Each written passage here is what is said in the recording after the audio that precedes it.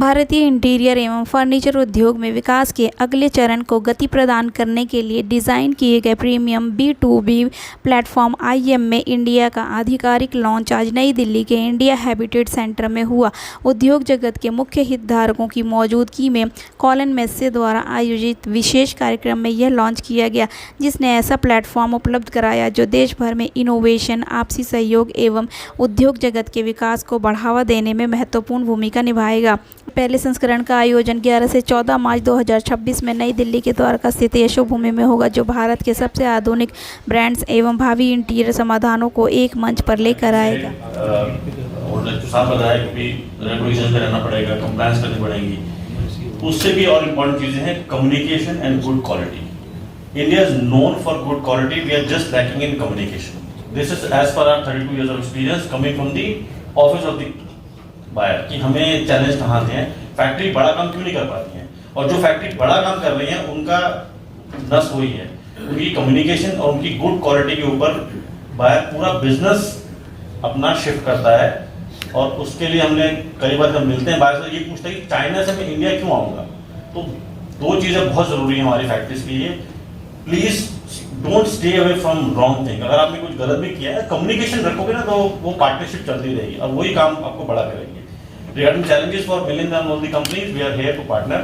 We would like to bring our customers to India, and of course IMM India would be a perfect platform, क्योंकि कहीं भी showcase का business करना होगा तो एक फैक्ट्री में तो जाके it's very difficult. Rather than IMM India would be the perfect platform where we have fantastic companies who are showcasing, and we'll be very happy to help with this initiative. Thank you. Thank you. East Asia for sure, Indonesia, Malaysia, Middle East, and these markets. Plus there are exhibitors which we are focusing is US and Europe. These are very, very important ones for us because the design and the quality that they offer, and so we want to bring the best to the country, and therefore if we have to go to even to the South American side, we don't mind promoting the fair there. Our duty is to reach to those markets as per the advice of the industry sitting with me. So our job, because we have a network of offices all over the world, as Kundan said, and that is the advantage we come with, to reach to every individual market across the world, and meet with the need of the customer out here. We are based in Mumbai, but we operate in north, south, and every part of the country. I'm responsible for East India and the South region from here. Now, as Cologne में से we are present in over 50 countries in the world through our own offices or our representative offices.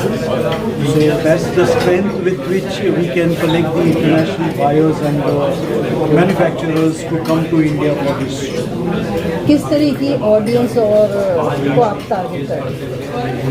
देखिए, इस fair में as far as the products are concerning to the interior of home, garden and not office, I would say much, but mostly hardwood वाला जो product होता है, जो home में use होता है या गार्डन में यूज़ होता है, उस तरीके के मैन्युफैक्चरर्स हमारे पास एग्जिबिट करेंगे।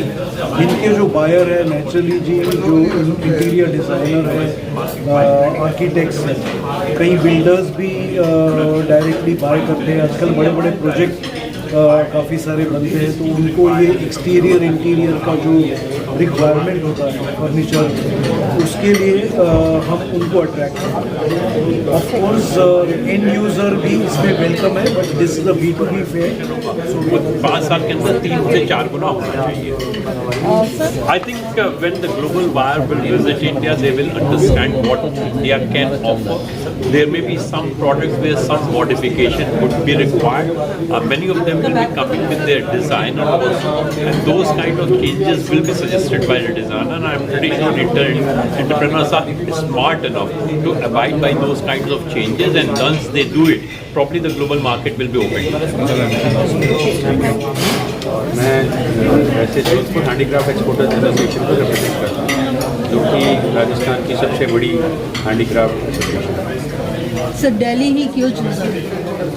आपको और इसके अलावा कोई दूसरी जगह नहीं थी। अगर हम लोग जो दिल्ली के अंदर फैसिलिटीज़ हैं, यशोभूमि की जो आप बात कर रहे हैं, उतनी बड़ी और उस तरह की सब कुछ सुविधाओं से युक्त कोई दूसरी जगह यहाँ पे है नहीं। और मार्केट यहाँ पर है, नॉर्थ इंडिया के अंदर हैंडीक्राफ्ट का सबसे बड़ा सेक्टर है। उनके लिए दिल्ली जो है सबसे कन्वीनियंट प्लेस थी, इसलिए दिल्ली को चुना है।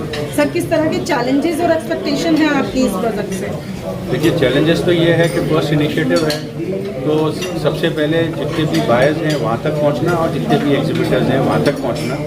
लेकिन जहाँ तक आप एक्सपेक्टेशंस की बात कर रहे हो, तो जैसे मैंने बोला गया था कि ये पहला इंटरनेशनल फेयर है अब तक हिंदुस्तान में इस सेक्टर का, जो कि हैंडीक्राफ्ट, फर्नीचर, टेक्सटाइल्स और डेकोर का पहला फेयर है जो कि इंटरनेशनल लेवल पर हो रहा है, जहाँ पे international exhibitors, domestic exhibitors, international buyers और डोमेस्टिक बायर्स जो कि आएंगे। ये पहला ऐसा हो रहा है, तो हमें ये पूरा विश्वास है कि जैसा मैं आपको बार बार बोल रहा हूँ कि 2027 तक आप देखना कि इसका क्या इसके रिजल्ट्स आएंगे, वो आपको 1 साल बाद मालूम। सर, इंडियन गवर्नमेंट से किस तरह की हेल्प आपको मिल पा रही है? इंडियन गवर्नमेंट से सब तरह की हेल्प है। हम लोग जो है जितनी भी जो विभाग हैं, जैसा कि आज आपने देखा कर्टन रेजर है, तो ये सब इन प्रोसेस है। और जो अभी प्रेजेंट सिनेरियो है उस हिसाब से इंटरनेशनल जो सिनेरियो है, इंडियन गवर्नमेंट जो है वो हर तरह की कारीगरों के लिए सदा तत्पर रही है। हम लोग उनसे संपर्क में हैं और उन्होंने अभी तक हमें ये पूरी तरह से विश्वास दिलाया है कि उनकी तरफ से भरपूर मदद मिलेगी। किसी तरह की अपील व्यूअर्स से करना चाहेंगे सर? व्यूअर्स से? हाँ, मैं तो यही कहूँगा कि आप लोग, मैं सबको नहीं कह सकता, लेकिन जितने भी जो इस ट्रेड में हैं वो लोग ज़रूर आएँ और देखें, क्योंकि ये एक अनूठी मिसाल कायम करेगी। मैं सोचता हूँ अगर आप आपत्ति नहीं हो तो मैं आपको जवाब दूँ। सर, इसके अंदर मैं आपको बता रहा हूँ, जैसे आप ये देख रहे हैं, आपको एग्जांपल दे रहा हूँ, यूपी जुनैद भाई आप हैं। जुनैद भाई जो हैं वो ईस्टर्न यूरोप के जितने भी साड़ी मेकर्स हैं बेसिकली, और जो वहाँ के खुर्जा के जो लोग हैं जो कि वो बनाते हैं, उनको रिप्रेजेंट करते हैं। और हमारे यहाँ पे जब हमने ये बात करी थी, तो ये इस चीज़ का भी डिसाइड हुआ था कि एक पर्टिकुलर जो सेक्टर है वहाँ पे जो आर्टिजन्स हैं, उन आर्टिजन्स को भी वहाँ पे जो है डिस्काउंटेड रेट के ऊपर कुछ स्टैंड्स दी जाएगी। गवर्नमेंट ऑफ इंडिया जो है वो भी इस टाइप के फेयर्स के अंदर काफ़ी सारे सब्सिडी देती है। हम लोग उनसे कांटेक्ट में हैं। अभी मैं आपको उस बारे में कुछ दावे के साथ नहीं कह सकता हूँ, लेकिन हमें उम्मीद है कि वो जो है गवर्नमेंट ऑफ इंडिया इसको फेयर को रिकग्निशन तो मिल गई, लेकिन जो स्टैंड्स जो दे रही हैं उनको वो देंगी। और हमारे जो एसोसिएशंस हैं, जैसे बगरू इंडस्ट्रियल एरिया, जगह आप जो बात कर रहे हैं, अमीर जी जालानी साहब यहाँ पे सेक्रेटरी साहब हैं, वो बगरू के अंदर आपने नाम सुना होगा, सारा ब्लू पॉटरी जो है वो सारा बगरू राजस्थान से वहाँ पे होते हैं। तो ये उनको रिप्रेजेंट कर रहे हैं, जो कि वहाँ पे कपड़े का जो काम होता है और ब्लू पॉटरी का काम आता है। तो वो लोगों को भी भागीदारी रहेगी और वो लोग भी आएंगे, वो बिल्कुल कंसिडरेशन में है। मुश्किल है, लेकिन जब अमेरिका जो है, हमारा जो हस्तशिल्प है वो अमेरिका में बहुत बड़े मात्रा के अंदर जा रहा है। और मैं रिक्वेस्ट करूंगा डॉक्टर अजय शाही साहब से, क्योंकि वो एपेक्स जो हमारी काउंसिल्स हैं,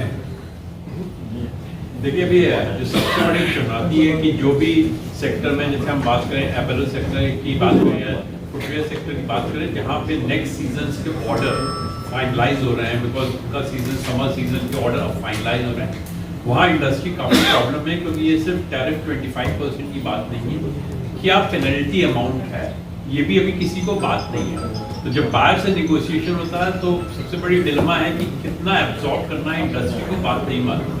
इसीलिए हम उम्मीद कर रहे हैं कि इसमें जैसे इश्यूज पे थोड़ी क्लैरिटी आएगी। गवर्नमेंट ने भी देखा है कि जितना एक बर्डन इंडस्ट्री के ऊपर आएगा वो शायद पूरी इंडस्ट्री एब्जॉर्ब ना करे।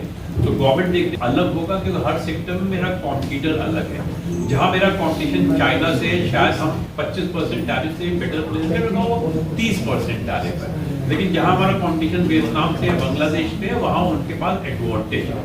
तो इसीलिए एक तो हम ये देखेंगे कि हम अपने बीटीए में कितनी ड्यूटी और नीचे लाते हैं। जैसे कि अभी 25% ड्यूटी, बिकॉज इंडिया का बीटीए नहीं हुआ है। हमें उम्मीद है कि सितंबर अक्टूबर तक ये बीटीए फाइनलाइज होगा, ये ड्यूटी कम आ जाएगी। तो एक टेम्पररी फेज की प्रॉब्लम है जिसको गवर्नमेंट एड्रेस कर रही है। और जिस तरह की बात हो रही है कि इंडस्ट्री को सपोर्ट दिया जाए, तो वो सपोर्ट से इंडस्ट्री जो गैप हो उसको ब्रिज कर लेगी। सर, करी, इसीलिए गवर्नमेंट ने यूरोप के साथ फ्री ट्रेड एग्रीमेंट को और एक्सेलरेट किया है। गवर्नमेंट जानती है कि अगर इंडस्ट्री को डाइवर्सिफाई करना है तो इस इंडस्ट्री को एक इकोसिस्टम देना पड़ेगा जिसमें वो डाइवर्सिफाई करे। हमारी जो प्रायोरिटी जो है यूरोपियन यूनियन के साथ जो हम अर्ली हार्वेस्ट कर रहे हैं, उनमें जो लेबर इंटेंसिव सेक्टर्स हैं, हैंडीक्राफ्ट है, टेक्सटाइल है, फुटवेयर है, फर्नीचर और टॉयज है, इनको हम प्रायोरिटाइज करेंगे बिकॉज ये सेक्टर हमारे लिए सिर्फ एक्सपोर्ट्स के लिए नहीं, ह्यूज एम्प्लॉयमेंट क्रिएशन के लिए भी जरूरी है। तो वो प्रायोरिटी हो रही है। हम ये भी चाह रहे हैं कि यूरोपियन, जैसे हमारा यूके के साथ एफटीए हो गया है, अगर यूके पार्लियामेंट उसको रेटिफाई जल्दी से करती है तो डाइवर्सिफिकेशन उसमें होगा। देखिए, डाइवर्सिफिकेशन शॉर्ट टर्म में पॉसिबल नहीं होता है। डाइवर्सिफिकेशन की एक स्ट्रेटजी होती है, मीडियम टू लॉन्ग टर्म में ये डाइवर्सिफिकेशन होगा बिकॉज रेसिप्रोकल टैरिफ पूरे वर्ल्ड के लिए एक लेसन है कि हमें एक मार्केट में ज्यादा कंसंट्रेट नहीं करना चाहिए। तो ये प्रयास शुरू होगा, इसमें टाइम लगेगा।